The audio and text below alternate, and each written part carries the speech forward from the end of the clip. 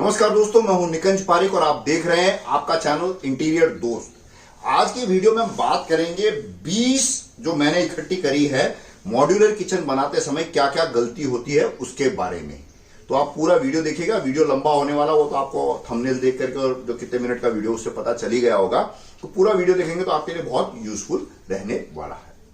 अगर आप इस चैनल में पहली बार आए हैं तो आप इस चैनल को सब्सक्राइब करने के बारे में सोच सकते हैं, क्योंकि इस चैनल में हम ऐसे इंफॉर्मेटिव और ज्ञानवर्धक यूजफुल वीडियोस रेगुलरली लाते रहते हैं। इन वीडियो को देखने से आपको क्या फायदा होगा कि एक तो आपकी नॉलेज बढ़ेगी, आपके परचेज डिसीजंस इंप्रूव होंगे, या आप कोई काम करवाने वाले हैं घर पे या आपके रिलेटिव जान पहचान वाले दोस्त कोई काम करवा रहे हैं तो आप उनको अच्छे से उनकी मदद कर पाएंगे। तो अच्छा, अगर आपने इसको चैनल को सब्सक्राइब किया है तो इधर कोने में एक वो है बेल का बटन, उस बेल वाले बटन को भी आप दबा लीजिएगा। तो उससे क्या है, जब भी हम अगला वीडियो डालेंगे ज्ञानवर्धक नॉलेजेबल काम का वीडियो जब डालेंगे अगली बार, तो उसका नोटिफिकेशन आपको तुरंत मिल जाएगा, तो आप उस वीडियो को मिस नहीं करेंगे। तो आप चलिए शुरू करते हैं आज का वीडियो और एक एक करके बात करते हैं कि मॉड्यूलर किचन बनाते समय क्या क्या गलती होती है। तो सबसे पहली गलती मेरी तरफ से वो है कि लोग जो आजकल क्रेज है सफेद कलर का काउंटर टॉप लगाने का, वो मुझे लगता है कि वो एक तरीके की गलती है। अनलेस एंड अनटिल कि आप उसको मेंटेन कर सकते हैं। अगर आप मेंटेन कर सकते हैं उसको झेल सकते हैं तो आप आराम से व्हाइट कलर का काउंटर टॉप लगाइए, कोई दिक्कत वाली बात नहीं है। लेकिन नॉर्मली मेरा सजेशन ये है कि इंडियन किचन में व्हाइट कलर का काउंटर टॉप नहीं लगाए तो ज्यादा बढ़िया, क्योंकि ओवर टाइम मतलब थोड़े समय बाद उसमें महीन महीन स्क्रैचेस आ जाएंगे और जो महिलाएं होती है, जो घर की जो महालक्ष्मी होती है, उसको छोटी सी भी कमी बड़ी दिख जाती है, उसको साफ दिखेगा कि ये स्क्रैच यहां पे है, सी विल फील बैड। और उसमें जो हल्दी का जो स्पॉट है, घी का, ऑयल का, और भी पता नहीं चाय पत्ती का जो चाय गिर गई उसका, बहुत सारी चीजों के स्पॉट्स आ जाते हैं और पता भी नहीं चलता। कभी कभी ऐसे ऐसे स्पॉट्स आ जाते हैं कि साला स्पॉट किस चीज का ये समझ में नहीं आता और उसको हटाना या रिमूव करना बहुत भारी काम होता है। व्हाइट कलर के काउंटर टॉप में किसी भी चीज का आप लगा लीजिए, नैनो का लगा लीजिए, एक्रेलिक सॉलिड सरफेस का लगा लीजिए, और भी कोई बढ़िया से बढ़िया सफेद कलर का आप काउंटर टॉप लगाइए, उसमें थोड़ी चैलेंज रहती है। अगर आपके पास व्हाइट कलर के काउंटर टॉप को प्रोटेक्ट करने का या उसको मेंटेन करने का कोई आइडिया हो तो नीचे कमेंट सेक्शन में जरूर लिखिएगा, ताकि जो अपने जो इंटीरियर दोस्त फैमिली के जो लोग हैं, कम्युनिटी के जो लोग हैं, उनको उससे मदद मिल सके।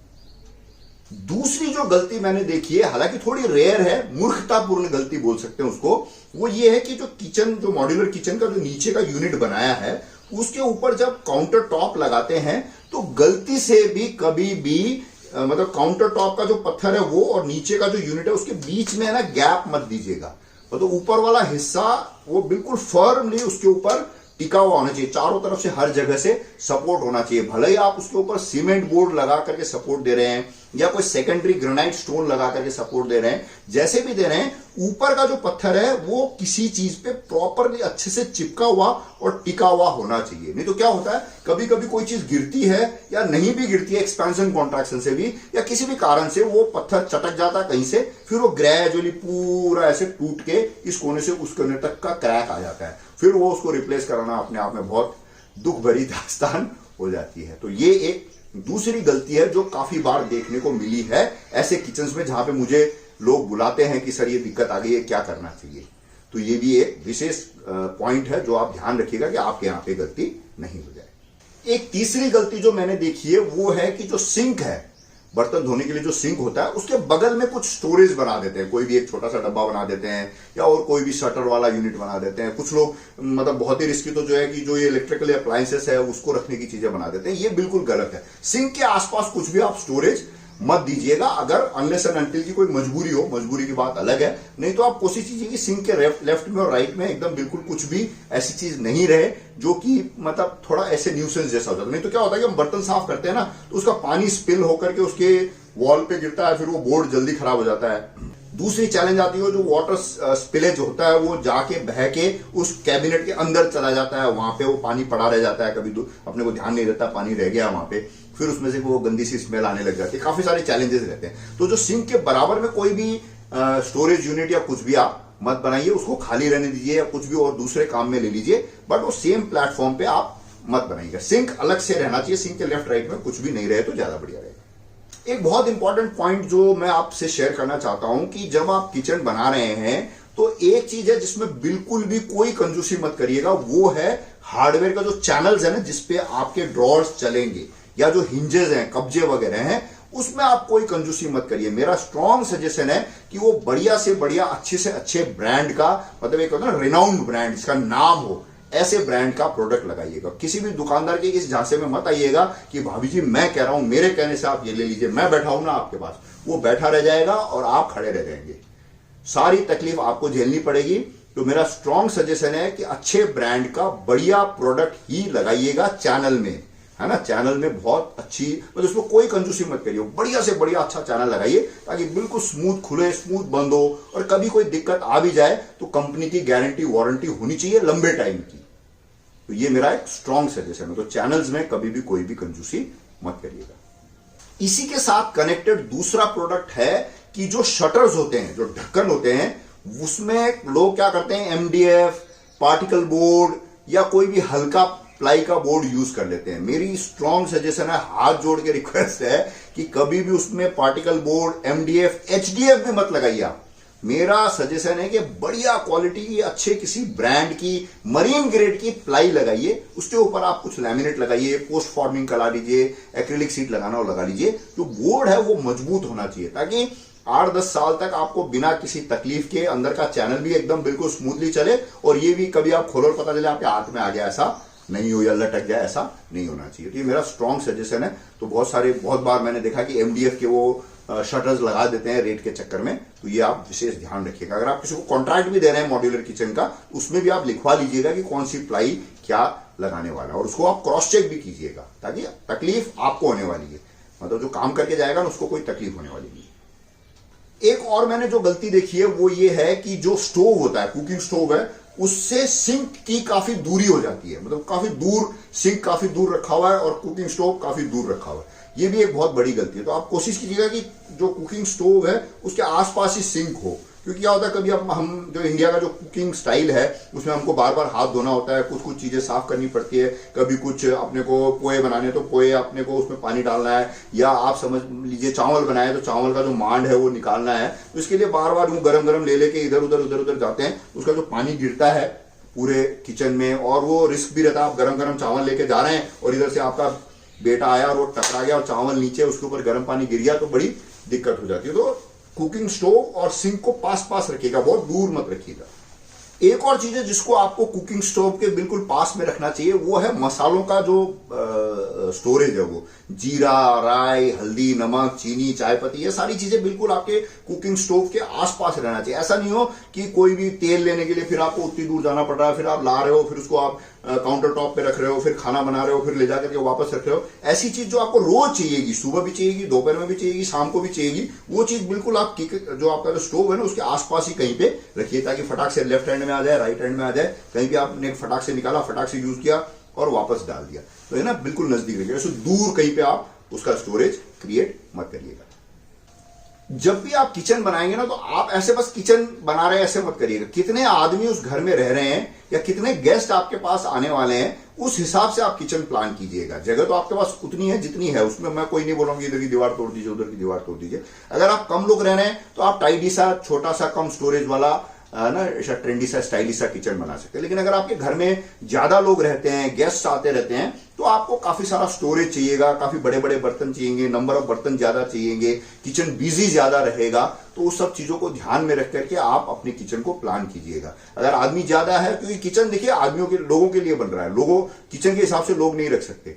तो अगर आपके घर में लोग ज्यादा हैं तो किचन थोड़ा भरा भरा हो सकता है, कोई दिक्कत वाली बात नहीं है। और आपके घर में लोग कम हैं तो किचन थोड़ा खाली खाली सा, सुंदर सा, जो स्टाइलिश होता है ना फिल्मों में दिखाते हैं वैसा बन सकता है। लेकिन वो इंपॉर्टेंट नहीं है, लोग ज्यादा इंपॉर्टेंट है, किचन की डिजाइन ज्यादा इंपॉर्टेंट नहीं है मेरे हिसाब से।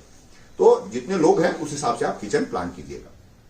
स्टोरेज आप अलग से, कोई किचन के अलावा आपके पास स्टोरेज स्पेस है तो वो एक अलग बात होगी, फिर आप किचन स्टाइलिश बना सकते हैं, हल्का फुल्का लाइट बना सकते हैं। बट अगर आपके पास अलग से स्टोरेज की जगह नहीं है तो फिर आपको किचन में जो सीलिंग के पास वाली जो जगह है वहां पे स्टोरेज यूनिट्स क्रिएट करने पड़ सकते हैं।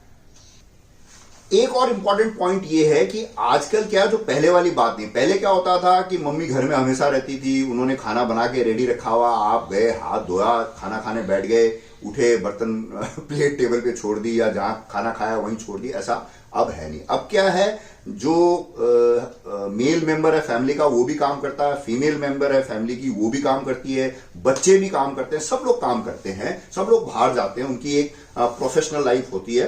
तो जब वो शाम को जब घर लौट के आते हैं तो खाना ही पड़ेगा ना। तो उसके लिए क्या है कि बहुत सारे ऐसे मशीनें आ गई है, बहुत सारी, जैसे बर्तन मांजने की मशीन आ गई है, खाना बनाने की मशीन आ गई है, माइक्रोवेव आ गया है, और भी पता नहीं मिक्सर ग्राइंडर ये वो है, खूब सारी चीजें, चिमनी, खूब सारी चीजें ऐसी मशीनें हैं जिसकी वजह से किचन की कॉस्ट ज्यादा हो जाती है। तो ये सारी चीजें अगर आप आज नहीं ले रहे हैं तो किचन जब प्लान करें तो फ्यूचर रेडी किचन बनाइएगा। आप समझिए मेरी बात। जैसे सपोज मान लीजिए आपने आज मॉड्यूलर किचन बनाया लेकिन आज आप चिमनी नहीं लगा रहे, लेकिन चिमनी का प्रोविजन रखिएगा।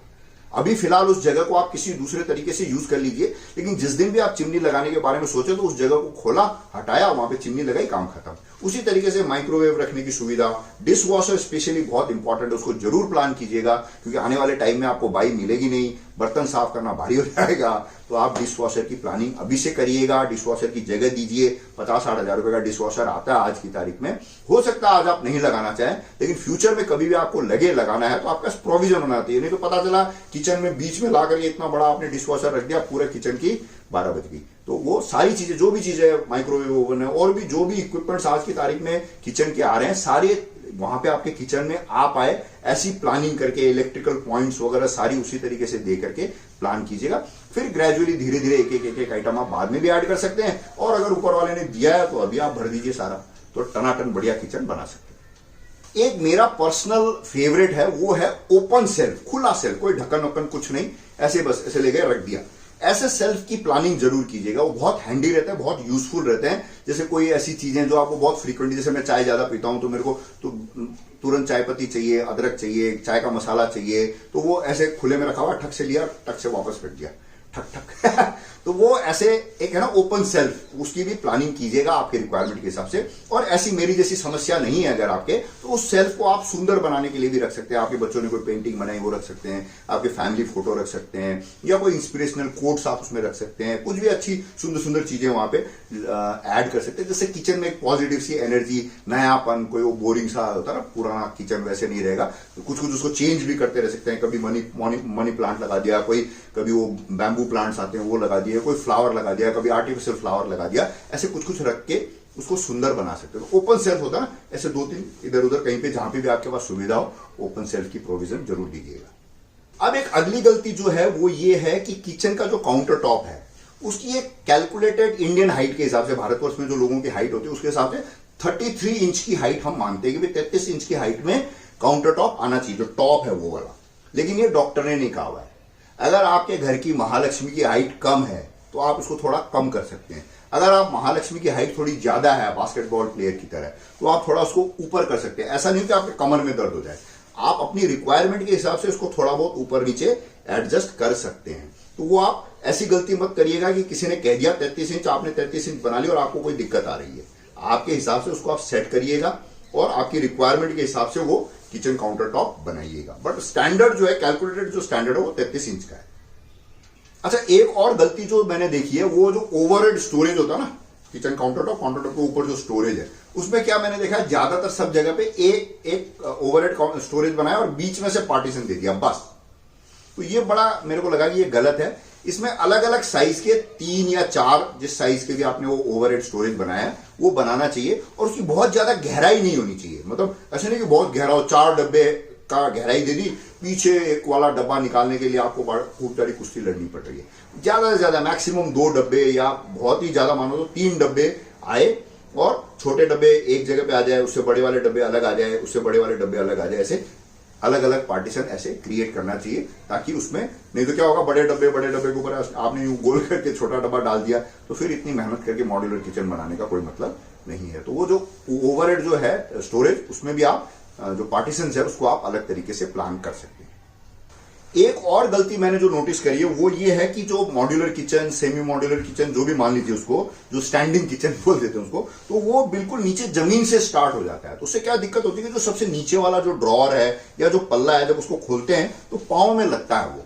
तो मेरा सजेशन ये है कि जमीन से 4 इंच करीब की हाइट का एक प्लेटफॉर्म क्रिएट करके उसके ऊपर आप मॉड्यूलर किचन बनाए तो ज्यादा बढ़िया रहेगा। उससे क्या होगा, नीचे वाला ड्रॉर खोला तो आपके पाँव में नहीं लगेगी, कभी पल्ला खोला तो आपके पाँव में नहीं लगेगी। और दूसरी जो समस्या है कि किचन में कोई भी जो डस्ट है, कुछ भी है, वो उड़ के या ऐसे बह के वो आपके जो मॉड्यूलर जो यूनिट है उसके अंदर चला जाता है और नीचे नीचे वो जम जाता है, गंदगी क्रिएट करता है, फिर वहां पे जर्म्स, कीड़े मकोड़े, चींटियां फीटियां हो जाती है। तो प्लेटफॉर्म बना हुआ रहता है तो वो बिल्कुल क्या है कि एक तो वो पाँव में नहीं लगती, दूसरी जो डस्ट ऐसे बह के जाती है तो वो जो रेज्ड एरिया वहां पे रुक जाती है, वहां से आप सफाई कर सकते हैं। और इसका जो अंदर वाला जो हिस्सा है, जो प्लेटफॉर्म रेज करेंगे और जो आपका जो मॉड्यूलर यूनिट है उसके नीचे अंदर वाला जो हिस्सा है उसको आप ऐसे एक्सपोज्ड मत रखिएगा। उसमें मेरा स्ट्रॉन्ग सजेशन है कि उसमें आप टाइल्स लगा दीजिए या जिस मार्बल से या जिससे भी आप पार्टीशंस क्रिएट कर रहे हैं वो आप वॉल पे लगा दीजिए, ताकि कभी भी आपको साफ वाफ करना पड़े तो आपने बिल्कुल बढ़िया से वो आपका क्लीन इजीली हो जाए। वैसे टाइल लगाना ज्यादा बढ़िया मार्बल की जगह पे। एक और चीज ये है कि जो आपके किचन में जो सिंक लगने वाली है या उसके ऊपर जो फॉसेट लगने वाला जो नल वल होता है जो बर्तन मांजने के लिए, वो एकदम बढ़िया, मतलब सबसे बढ़िया क्वालिटी का जो मिले आपको वो लगाइएगा। उसमें क्या होगा कि वो जो सिंक भी अगर अच्छी क्वालिटी की होगी तो वो साफ जल्दी होगी, नल भी अगर अच्छी क्वालिटी का होगा तो वो बार बार खराब नहीं होगा। और ऐसे ऐसे मूव होने वाला जो नल होता है ना, कभी इधर चला जाए कभी उधर चला जाए, वो वाला जो भी सबसे बढ़िया चीज हो ना वो लगाइएगा, ताकि आपको कोई हैसल फ्री किचन रहे। न तो सिंक में कभी कोई दिक्कत आए, न कोई आपके नल वल में छोटा सा मामूली सा खर्चा है, 1000, 2000, 3000 रुपए में आपका सारा काम सलट जाएगा। मतलब आप सस्ता लेंगे ना और महंगा लेंगे, उसमें बहुत मेजर कॉस्ट में फर्क नहीं आएगा। तो जो सबसे बढ़िया मिल रहा हो वो लीजिएगा। एक और दिक्कत यह है कि जो किचन का जो काउंटर टॉप होता है उसका जो एजेस है ना, उसमें पट्टी लगा करके उसको बंद करना ज्यादा मतलब रिकमेंडेड है इंडियन किचन के हिसाब से। तो उसमें क्या हो, कभी कभी कोई लिक्विड स्पिलेज होता है तो बह करके आपका जो नीचे के जो शटर्स है उसके ऊपर आ जाता है, फिर उसको मेंटेन करना भारी हो जाता है और फिर वो गंदगी दिखती है।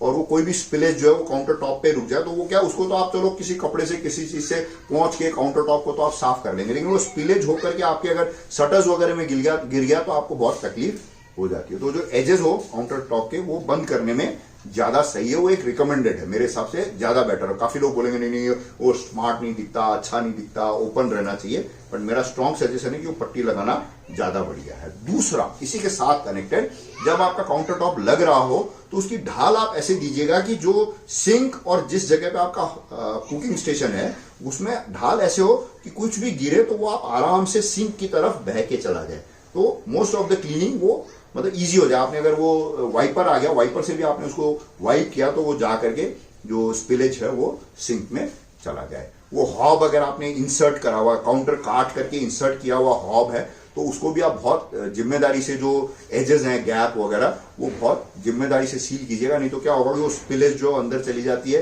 बड़ी दिक्कत आती है वो। ये भी एक आप बहुत इंपॉर्टेंट, ये दो चीज को बहुत मतलब 2 पॉइंट है वैसे, कि जो काउंटर टॉप अगर हॉब लगा रहे हो आप तो वो कट करके अगर आपने अंदर डाला हुआ तो उसको बहुत जिम्मेदारी से जो आदमी काम कर रहा है और वो जो बीच के जो गैप है वो प्रॉपर बंद हुए हुए, क्या तरीके से उसने उसको लॉक किया हुआ है, वो सारी चीजें आप बहुत जिम्मेदार खुद देखिएगा। ऐसे नहीं हो कि किसी के भरोसे छोड़ दे, वो कुछ भी बना दे, फिर बाद में तकलीफ आपको आती है। ये जो आगे वाली जो गलती है ये वैसे बहुत कम देखने को मिलती है, लेकिन रिसेंटली अभी मेरे को देखने को मिल गई दोबारा बहुत दिनों बाद, कि जो नीचे के जो पार्टीशन वॉल्स है, जो मॉड्यूलर किचन समझ लीजिए या सेमी मॉड्यूलर समझ लीजिए, कुछ भी समझ लीजिए, जो स्टैंडिंग किचन है उसकी जो दीवारें हैं वो ईंटों से कभी भी मत बनाइएगा। या तो आप उसको जो मार्बल की पट्टी है उससे बनाइए, या आप जो मरीन प्लाई आती है उससे बनाइए, या WPC बोर्ड है उससे बनाइए, मतलब ब्रिक वॉल से मत बनाइए, क्योंकि इतनी मोटी दीवार बन जाएगी, उसकी फिनिश अच्छी नहीं आएगी और वो ओवरऑल जितनी भी दीवारें बनानी पड़ेगी पार्टीशन, उससे आपके 1 या 2 ड्रॉअर की जगह वो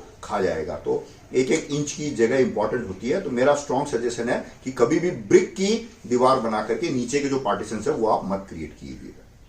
एक और बहुत बड़ी गलती करते हैं लोग कि मॉड्यूलर किचन बहुत बढ़िया बना लिया, बहुत सुंदर बना लिया, खूब सारे उसमें पैसे खर्च कर दिए, एक्रिलिक सीट, ये वो कलर कॉम्बिनेशन सब लगाया, लाइट पे ध्यान नहीं दिया। तो लाइट बहुत इंपॉर्टेंट चीज है, लाइट पे बहुत विशेष ध्यान दीजिएगा। तो लाइट 3 तरीके की होती है, एक नॉर्मल लाइट जो ओवरऑल किचन में उजाला देगी, दूसरा जो वर्क स्टेशन है उसके ऊपर प्रॉपर लाइट आए, तो ओवरहेड कैबिनेट से उसके नीचे लाइट लग जाए, तीसरी जो है वो स्टोरेज यूनिट के अंदर की लाइट है। स्टोरेज यूनिट के अंदर की लाइट लगाने के लिए 2 तरीके हैं, एक तो ये कि जब उसका दरवाजा खुले तब वो लाइट जल जाए, और एक दूसरा ऑप्शन ये है कि सारी लाइटों की एक स्विच आप कहीं पे दे दीजिए, तो आपने वो स्विच ऑन करी, सारी जगह की लाइट जल गई, आपको जो भी काम करना है, जो भी सामान आपको निकालना है आपने निकाला, बंद किया और वो स्विच सारी लाइटें आपकी बंद हो गई। तो ये जो अंदर जो स्टोरेज यूनिट के अंदर की लाइट, और फिर एक चौथी लाइट है वो किचन को सुंदर बनाने वाली। कुछ डेकोरेटिव लाइट्स भी, कुछ कलरफुल, कुछ मूड लाइट्स भी आप ऐड कर सकते हैं, जिससे आपकी किचन में थोड़ा जाने का मन करे, काम करने में मजा आए। और कुछ ऐसे कभी कभार होता है ना, थोड़ा ये सुंदर दिखाना हो किचन, तो ऐसी अलग अलग तरीके की लाइट भी आप ऐड करते हैं। ये आप फिर भी डेकोरेटिव लाइट अगर आप भूल भी जाए तो कोई दिक्कत नहीं है, ये 3 लाइट तो आपको लगानी पड़ेगी। सिंपल उजाला, वर्किंग काउंटर के ऊपर लाइट, और जो स्टोरेज यूनिट के अंदर की लाइट, ये 3 जरूर प्लान कीजिएगा। ऐसा नहीं कि इनमें से 3 में से कोई भी एक छूट जाए। एक और मैंने देखा कि बहुत सुंदर बढ़िया शानदार मॉड्यूलर किचन बन गया है, और उसमें डस्टबिन, जो थ्रैश बिन है, उसके बारे में कुछ भी नहीं सोचा। अब किचन में इतना सारा काम होगा तो छिलके भी निकलेंगे, और भी कुछ सामान निकलेगा, कुछ बचा हुआ सामान निकल सकता है, कुछ भी वेस्टेज वगैरह थ्रैश निकलेगा।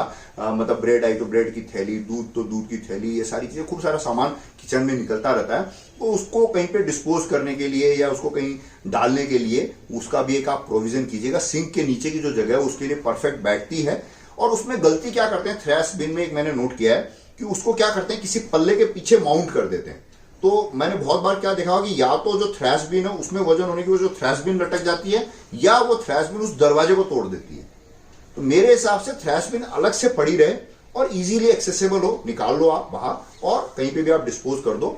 और मतलब इसका बहुत मतलब जिम्मेदारी से आप उसका प्लानिंग करें तो ज्यादा बढ़िया है। और ये जो दरवाजे पे लटकाते हैं, ये मैंने एक्सपीरियंस किया है कि ये कहीं पे भी सक्सेसफुल नहीं रही है, हर जगह पे ये तकलीफ ही देती है। तो अलग से कहीं पे आप सिंक के अंदर रख सकते हैं। और इसमें 2 तरीके की डस्टबिन भी रखें तो भी अच्छा है, कि जो जिसमें तेल मसाले नमक वगैरह नहीं डला हुआ है, ऐसा वेस्टेज अलग, और जो तेल मसाले डल गए जिसमें, या जो प्लास्टिक पॉलिथीन वगैरह उसको अलग। तो ये जो बिल्कुल तेल मसाले नमक नहीं डला हुआ जो वेस्ट है, उसको आप डीकम्पोज करके अपने जो घर में जो आपका लॉन है या जो गमले वगैरह हैं उसमें आप एज अ खाद यूज कर सकते हो। तो बहुत बढ़िया खाद होता है। आपके पौधों में अगर फूल नहीं आ रहे हैं तो फूल आने लग जाएंगे और ग्रीनरी बहुत अच्छी हो सकती है। तो उसको आप नेचर में भी आप वेस्टेज कम डालेंगे और आपके घर की जो सुंदरता है ग्रीनरी की वो भी इंप्रूव हो सकती है। तो ये भी आप प्लान कर सकते हैं।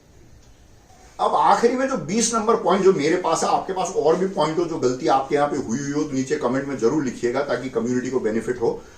जिसके पास भी आपने अपने किचन में कोई गलती करी हो या किसी कहीं पे आपने कोई गलती देखी हो तो नीचे जरूर लिखिएगा। उससे बहुत एडवांटेज रहता है। कभी भी एक दूसरे से हम लोग सीखते रहते हैं। तो ये जो 20 नंबर पॉइंट है वो है, मतलब चिमनी जब लेने जाते हैं ना लोग, तो मैंने काफी बार देखा है कि वो रेट देख के चिमनी ले लेते हैं। या दुकानदार कह देता भाभी जी मैं बैठा हूं ना यार, आप ये ले लो, कोई दिक्कत नहीं आएगी। बस वो भाई साहब भाभी जी आप ले लो बोल दिया, या भाई साहब मैं बैठा हूं आप ले लो, और उसमें कोई आपने ऊटपटांग चिमनी उठा के लिया है। अब उसमें क्या, वो सक्शन पावर ही नहीं है। तो सक्शन पावर बहुत इंपॉर्टेंट है। सक्शन पावर में क्या है, एक सिंपल रूल फॉलो कीजिएगा, it is always better to have more suction power than to have a less suction power. अंग्रेजी में बोल दिया, हिंदी में बोल देता हूं कि ये हमेशा ये बेटर है कि आप ज्यादा सक्शन पावर वाली चिमनी लगा दें, बशर्ते कि आप कम सक्शन पावर वाली चिमनी। अब आपने चिमनी लगा दी, उसमें सक्शन पावर है ही नहीं, अब आपने छमका लगाया, वो फ्यूम्स उड़ रहा है, वो चिमनी चल रही है, उससे वो खींचा ही नहीं जा रहा है फ्यूम, है ना। और ऑटो क्लीन लीजिए, बेफल फिल्टर्स लगी हुई चिमनी। और चिमनी का एक अलग से मेरा वीडियो है चैनल में, वैसे पुराना वीडियो हो सकता है, उसको नया अपडेट करने की जरूरत पड़े तो वो वीडियो भी देखिएगा, तो उससे भी आपको ओवरऑल चिमनी का आइडिया आ जाएगा। बहुत पुराना वीडियो, जब मैं नया था ना चैनल में तब का, वो बहुत यूजफुल वीडियो है। लेकिन वो तो चिमनी अच्छी बढ़िया सक्शन पावर की बढ़िया चिमनी लीजिएगा, और इजी टू मेंटेन, जिसको सफाई करना आसान हो। और ऑटो क्लीन जरूर लीजिएगा, क्योंकि जो हेवी आइटम है, जो तेल है या जो घी है, जो हेवी आइटम है, जो वो शक करके बाहर नहीं फेंक पाएगी चिमनी, वो जाके चिमनी के वॉल में चिपक जाएगी। फिर वो चिमनी गर्म होकर के उसको मेल्ट करके एक जो ना ऑयल इकट्ठा करने का एक डब्बा रहेगा उसमें आ जाएगा, फिर आप उसको डिस्पोज कर सकते हैं। तो चिमनी आप अच्छी और मजबूत चिमनी लीजिएगा, यूं मरगिली सी बिना जान की चिमनी मत ले लीजिएगा। तो मुझे उम्मीद है ये लंबा सा वीडियो आपको अच्छा लगा होगा। अच्छा लगा हो तो एक लाइक दीजिएगा। आपको लगे कि ये वीडियो किसी को से शेयर कर सकते हैं तो उनसे आप शेयर जरूर कीजिएगा। और अगर आप यहां तक आ गए हैं और अभी भी आपने चैनल सब्सक्राइब नहीं किया है तो सब्सक्राइब करने के बारे में जरूर सोचिएगा, आपको फायदा होगा। और बाकी सारी चीजें सब ठीक है। कितनी भी गलतियां आपने किचन में करी हुई हो, खूब सारी गलतियों वाला किचन में बनाया हो, एक गलती आप किचन में मत करिएगा। उसमें कोई भी फालतू का जो खाना होता है ना, जो स्वास्थ्य के लिए हानिकारक हो, ऐसा खाना मत बनाइए। अच्छा खाना बनाइए, स्वस्थवर्धक खाना बनाइए। अपने बच्चों को, परिवार को प्यार से खिलाइए, हंसिए, खुश रहिए, मस्त रहिए। अपने परिवार के साथ क्या है, जो बहुत अनमोल पल होते हैं उसको खाना खाते टाइम एंजॉय कीजिए। और एक्सरसाइज कीजिए, पैदल चलिए, साइकिल चलाइए, सीढ़ियां चढ़िए। 3रे फ्लोर में अगर आपका फ्लैट है तो लिफ्ट का प्रयोग मत कीजिए। स्वस्थ रहिए। नमस्कार और दुनिया के सबसे प्यारे शब्द, जय हिंद।